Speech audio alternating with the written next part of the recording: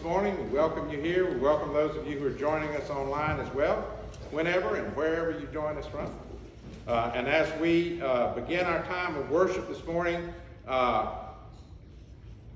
there was somebody who wanted to make an announcement who is not present at this time. So we will move on and we will begin with you. Are you going to do it? Okay, very good, very good. I wanted to announce that Jeff, Alwyn, and Louise Hooker are getting married.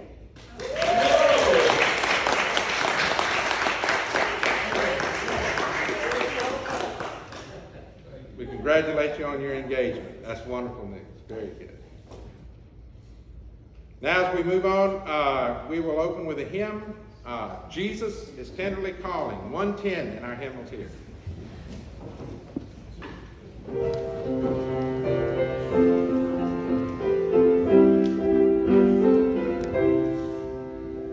Jesus is tenderly calling me home, calling today, calling today. Why from the sunshine of love wilt thou roam, farther and farther away?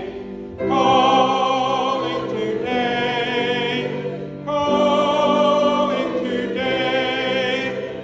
Jesus is calling, is tenderly calling today. Jesus is calling the weary to rest, calling today, calling today. Bring him thy burden and thou shalt be blessed. He will not turn thee away. Calling today, calling today. Jesus is calling, is tenderly calling today. Jesus is waiting, oh come to him now. Waiting today, waiting today. Come with thy sins at his feet lowly bow. Come and no longer delay. Calling today, calling today. Jesus is calling, is tenderly calling today. Jesus is pleading, oh listen to his voice. Hear him today, hear him today. They who believe on his name shall rejoice. Quickly arise and obey. Calling today, calling today. Jesus is calling, he's tenderly calling today. The affirmation of faith is the Apostles' Creed. Let us unite in this historic confession of our Christian faith. I believe in God, the Father Almighty, maker of heaven and earth, and in Jesus Christ, his only Son, our Lord, who was conceived by the Holy Spirit, born of the Virgin Mary, suffered under Pontius Pilate, was crucified, dead, and buried. The third day he arose from the dead. He ascended into heaven and sitteth at the right hand of God the Father Almighty. From thence he shall come to judge the quick and the dead. I believe in the Holy Spirit, the Holy Catholic Church, the communion of saints, the forgiveness of sins, the resurrection of the body, and the life everlasting. Amen.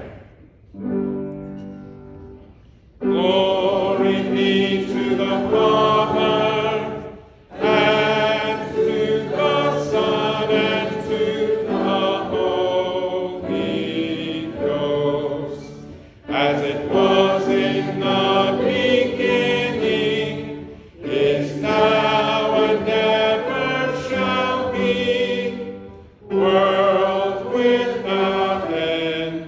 Amen. Amen. Please be seated.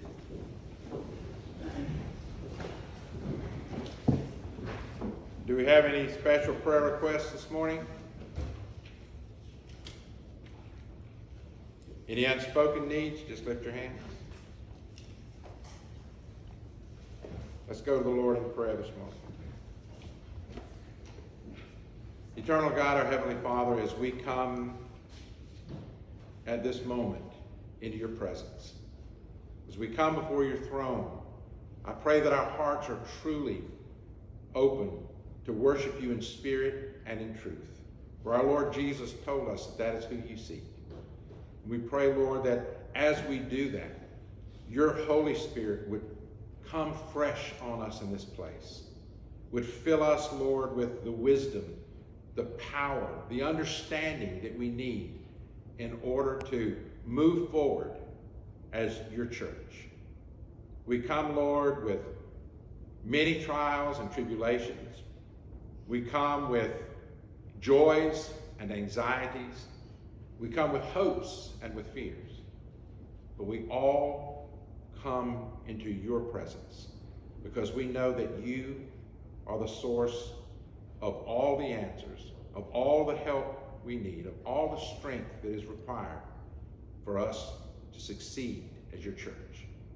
And so we pray this morning, Father, that you would receive our praise and our thanksgiving as we lift our hearts to you.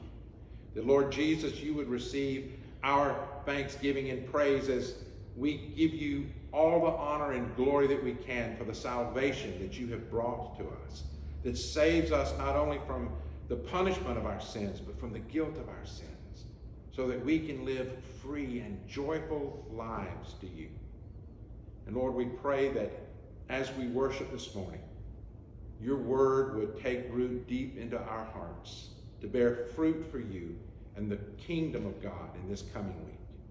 We continue to pray, Lord, for our church universal, for your people everywhere, that they may come together in unity and work together, Lord, to accomplish your will.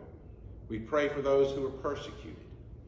And we pray, Lord, that you would help us always to be attentive to new opportunities, new ways to spread your word and your love in ministry. Lord, we lift the sick before you and ask healing for their bodies. We lift those before you this morning who grieve and pray, Father, that your Holy Spirit would bring comfort and strength to them. And pray that you would help us, Lord, to listen as you direct us to those who are struggling, so that we can take these many rich blessings that you've poured out into our lives and use them to lift others up and to glorify you in our faithful works. And Lord, all these things we pray in the name of our Lord and Savior, Jesus Christ, who taught his disciples when they prayed to say, Our Father, who art in heaven, hallowed be thy name. Thy kingdom come, thy will be done on earth as it is in heaven. Give us this day our daily bread, and forgive us our trespasses, as we forgive those who trespass against us. Lead us not into temptation, but deliver us from evil. For thine is the kingdom, and the power, and the glory forever. Amen. Our second hymn this morning is Sing Them Over Again to Me, 109 in our hymnals here.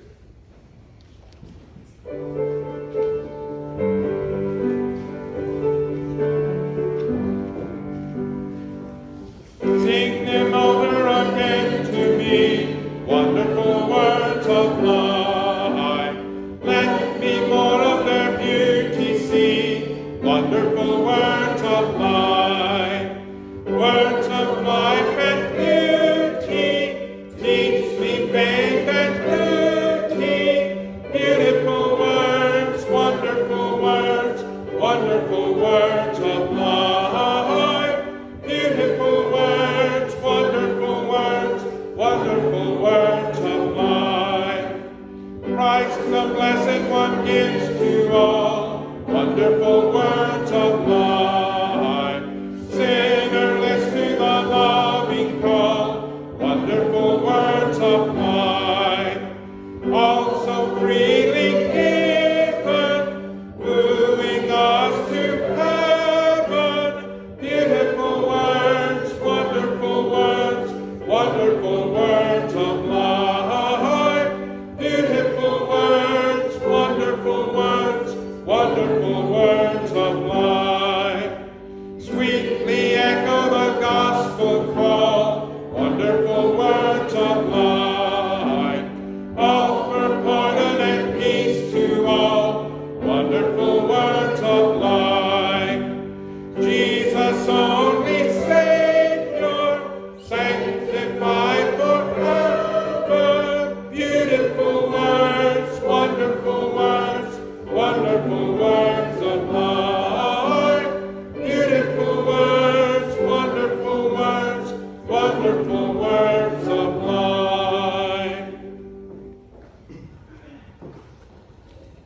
reading this morning is 573. God is my rock and my salvation. 573.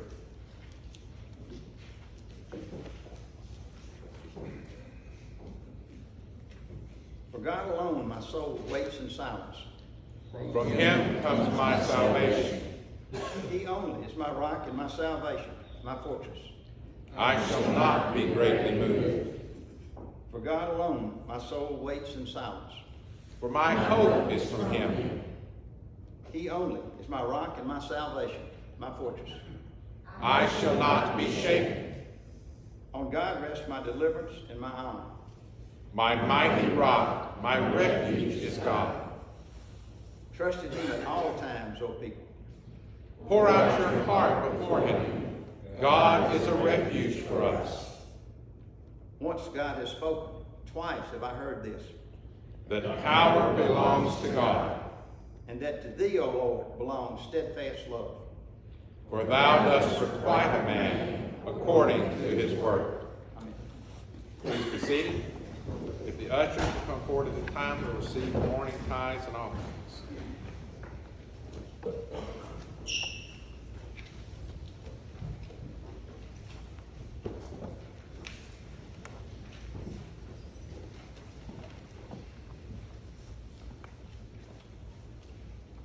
Father, we are truly thankful for the many, many ways in which you bless us.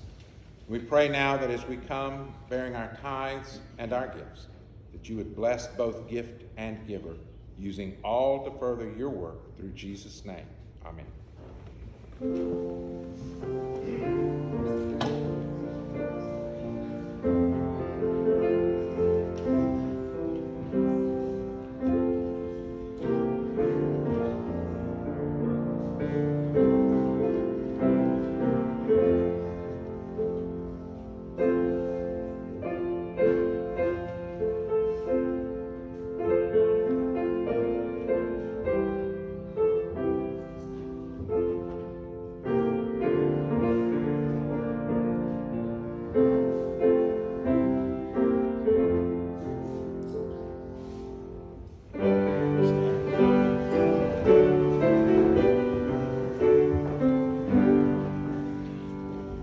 Praise God from whom all blessings flow.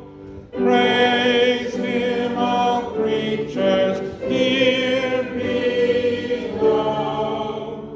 Praise him above the heavenly hosts. Praise Father, Son, and Holy Ghost.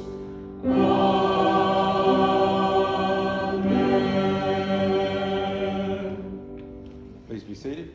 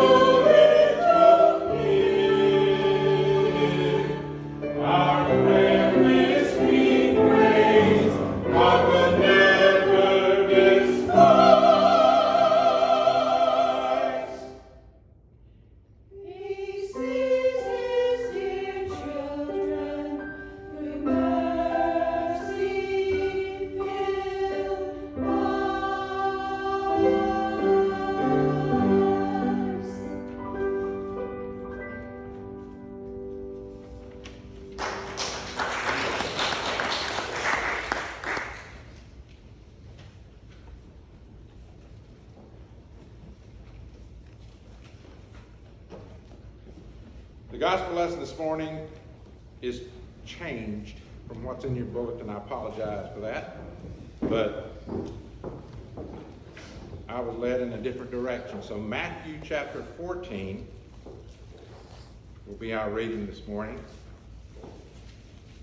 Matthew chapter 14 and beginning with verse 22.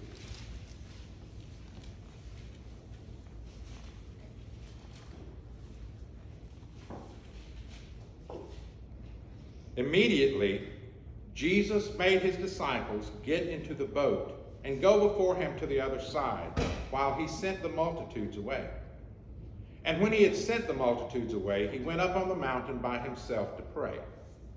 Now when evening came, he was alone there. But the boat was now in the middle of the sea, tossed by the waves, for the wind was contrary. Now in the fourth watch of the night, Jesus went to them, walking on the sea.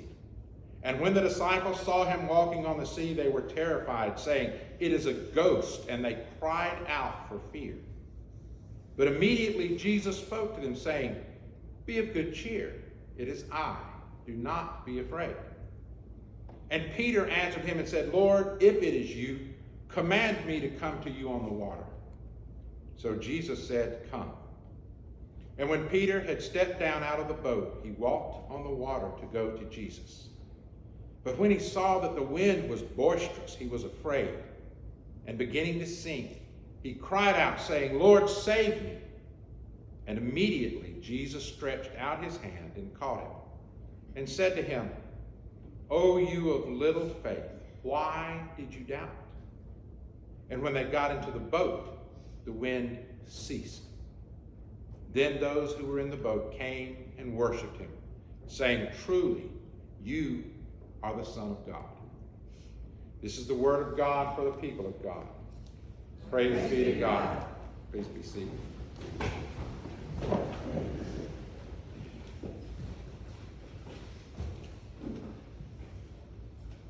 Now, one of the reasons we call the New Testament the living word is because there's nothing in there that's not relevant for us, wherever we are, at any point in our lifetime, no matter what century we're in.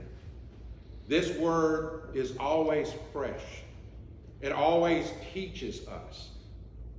And although what we have here is Matthew recounting an event in the life of Jesus that the disciples experienced, what we also have is a lesson for all the disciples that would follow and an analogy of the church.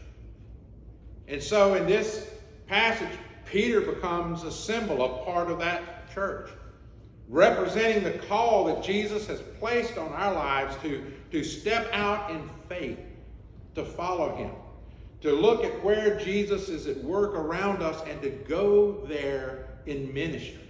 Because this isn't ministry. This is worship. When we come together in fellowship, we worship here in this space. When we come together on Mondays, we have Bible study and we have a study there. Ministry is when we're not among our friends and we're not fellowshipping with other Christians. Ministry happens when we go out to those who are hurting, those who are hungry, those who are displaced, those who are suffering, and we help them. We minister to them. And that's what we're called to do. And that takes boldness. It takes courage. It takes faith in order for us to go and to do what Jesus has called us to do and where he's calling us to do it. To venture out on the waters and to trust Jesus as the source of our strength, as our only guide, and also as our only hope of salvation. And as we see Peter step out of that boat and begin to walk, we also see what happens when we lose our focus on Jesus and begin to sink. We begin to slow down. We begin to fail in that walk. But then we're also reminded when we realize what's happening and cry out, Jesus is always there. He's always there to lift us up.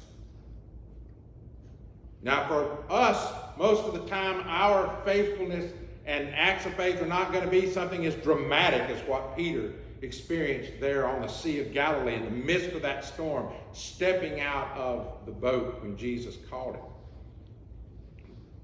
For us, it's in the ordinary tasks of our daily routines that our faith really becomes evident.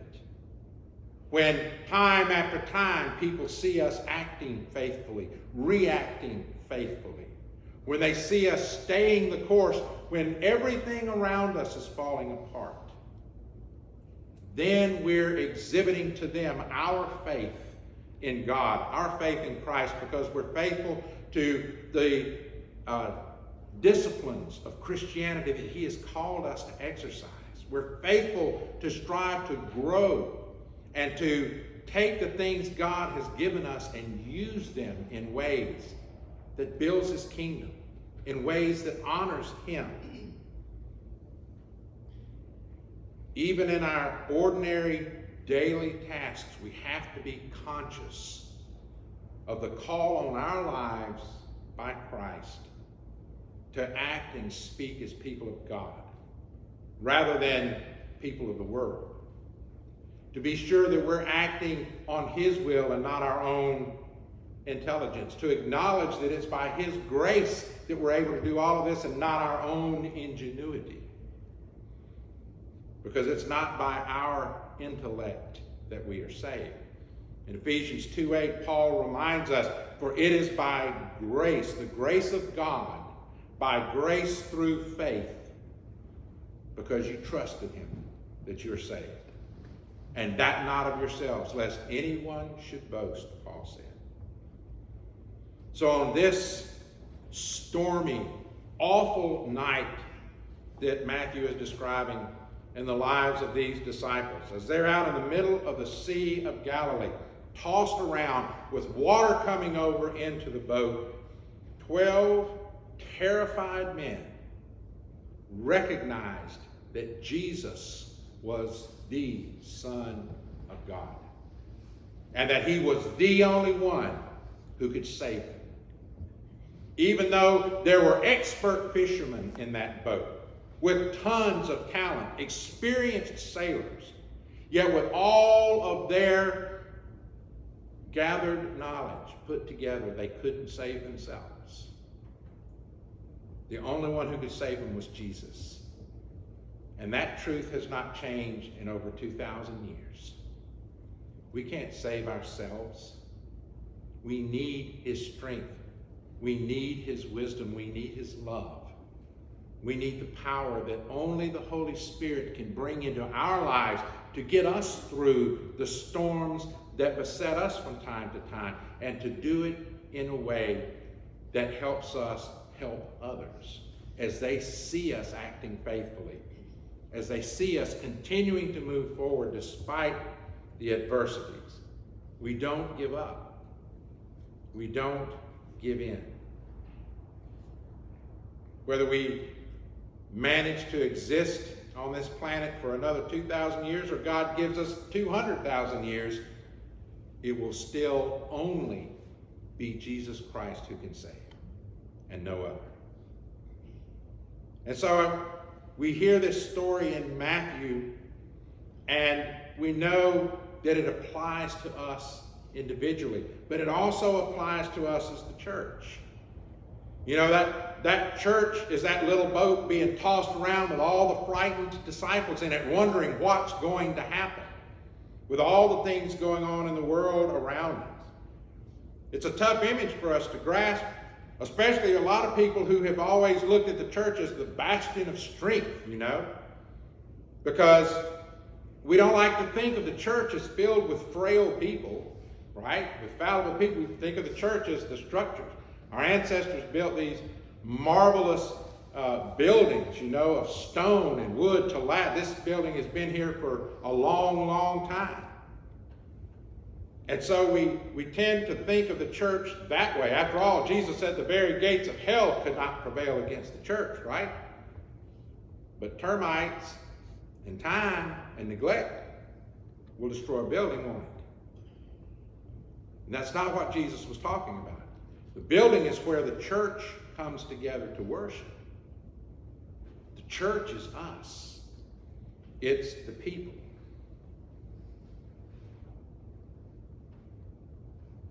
And if we realize that although we're not perfect, and although we are vulnerable to doubts just like Peter was, Jesus is as firmly and as truly with us as he was with him in that boat. If we realize that, then we can live by faith. And faith conquers all. You know, events in the world around us have caused a lot of people to question and doubt what's going to happen. Why has God given up on the church? Why is the church falling apart? It's no longer the center of social life in the communities anymore. You know, and it seems more and more like we really are that fragile little boat being blown around all over the place. And biblical literacy is at an all-time low because people just don't read the Bible anymore.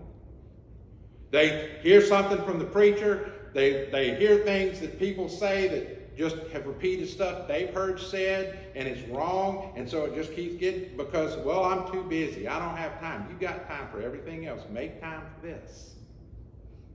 Get in that word and read it, and you'll find the faith that you need. You'll see how time after time God restores his people, revives his people, empowers his people. You'll see the promises Jesus made and how true they have held and will always hold. We've got all kinds of things going on in the world around us. We worry about the educational system in our country today and what they're being taught, what they're not being taught. We worry about a culture that is saturated with drug addictions, and we might as well just legalize some of them, right?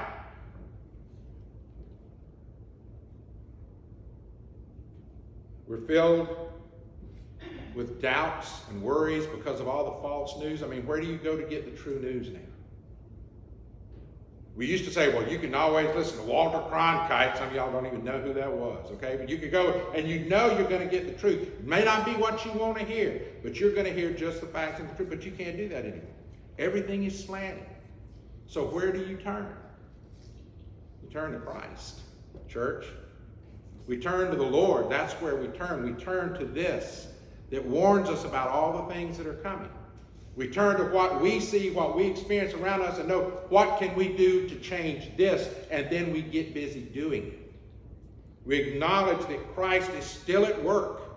He's never slacked up. His people may slack up sometimes, but Jesus is still out there preparing the way, preparing the ground, preparing the harvest if we'll just go and follow him and reap it. Jesus will always come when we call. He will always reach out his hand when we cry out to him. He will always come and get in the boat with us. Does that mean that our storm will immediately cease? No. Sometimes that storm has to blow itself out. And it may seem like it takes a long time. But throughout that storm, Christ is beside us, reminding us, I'm here. Don't be afraid. We've got this. And when it may seem like there's just no way to cope, he always opens a new door. He always shows us a new way. And we're reminded over and over again that there is a power greater than the storms around us, that reaches out to us, that offers us comfort and strength. And when we place our faith in Jesus Christ and we welcome that power of the Holy Spirit into our lives, then we are able not only to stand and endure the storms of life, we are able to overcome them, to move through them with confidence, with great Christian character, to lead by example others who will face these same storms or maybe are facing them themselves right now and need to know that there's hope.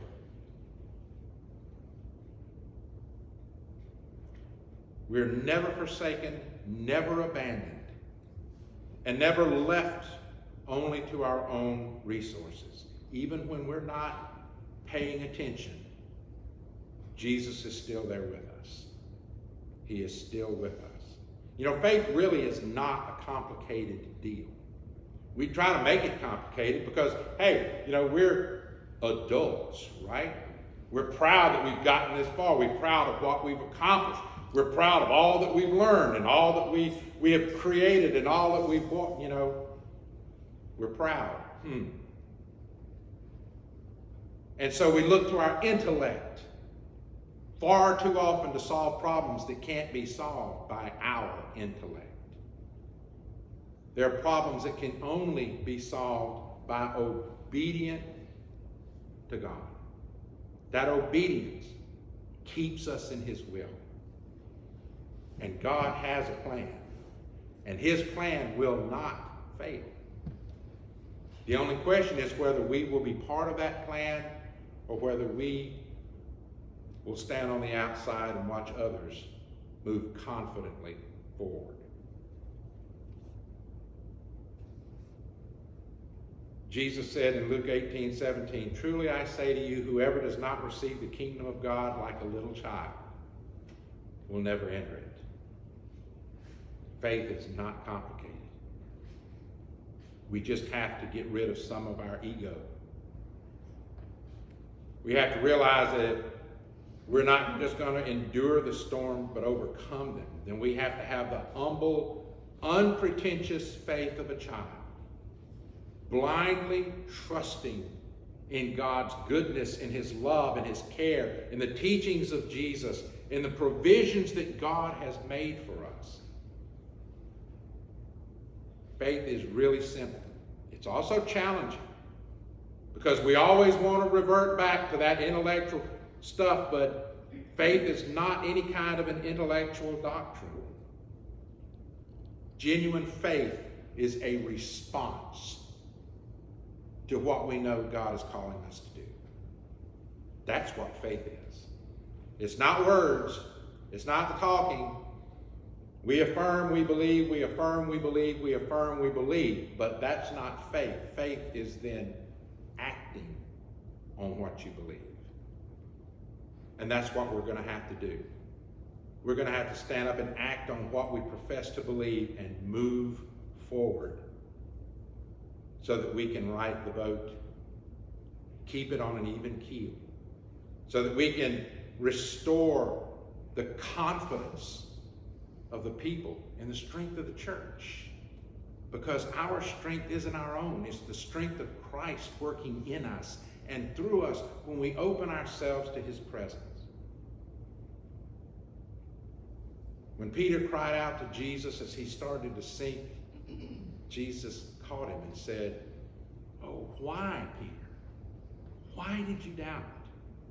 I mean, he stepped out of the boat. He was walking on the water until he realized with his own intellect, when that human logic kicked in, wait a minute, I cannot do this. This is not possible. And down he started to go until he called out to the God of the impossible and said, "Jesus, Lord, save me."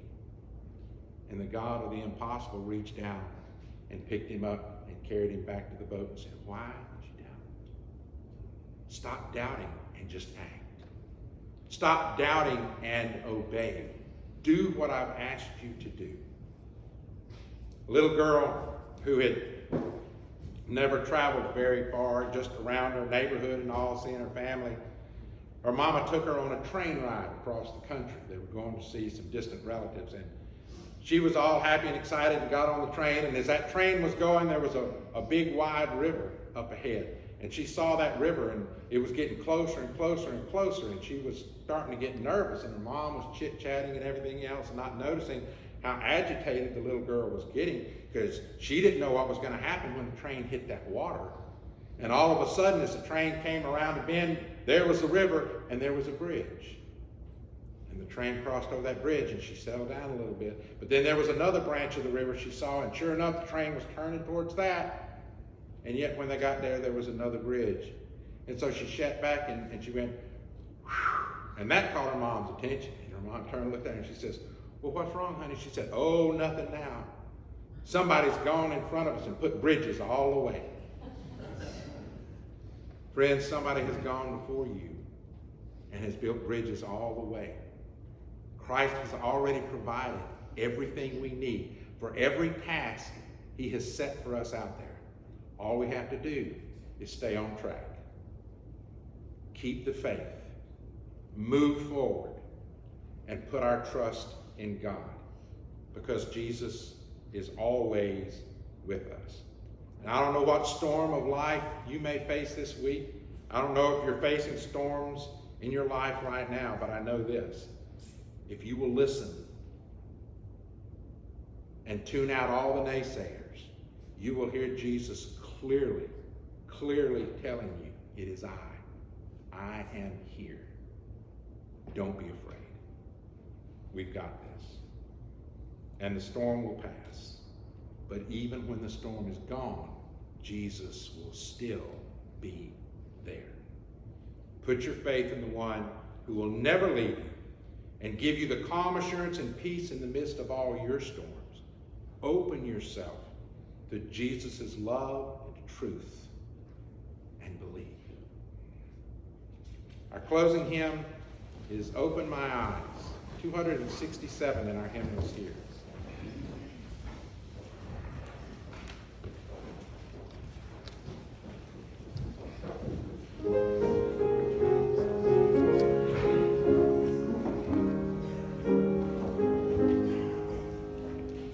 Open my eyes that I may see glimpses of truth thou hast for me. Place in my hand the wonderful key that shall unclasp and set me free. Silently now I wait for thee, ready, my God, thy will to see. Open my eyes, illumine me, Spirit divine. Open my ears that I may hear voices of truth thou sendest clear. And while the wave notes fall on my ear, everything false will disappear. Silently now I wait for thee, ready, my God, thy will to see. Open my ears, illumine me, Spirit divine. Open my mouth and let me bear gladly the warm truth everywhere. Open my heart and let me prepare love with thy children thus to share. Silently now I wait for thee, ready, my God, thy will to see. Open my heart, illumine me, Spirit divine. May the Lord bless you and keep you. May the Lord make his face to shine upon you and be gracious unto you. May the Lord lift up his countenance upon you and give you peace. In the name of the Father, and of the Son, and of the Holy Spirit. Amen.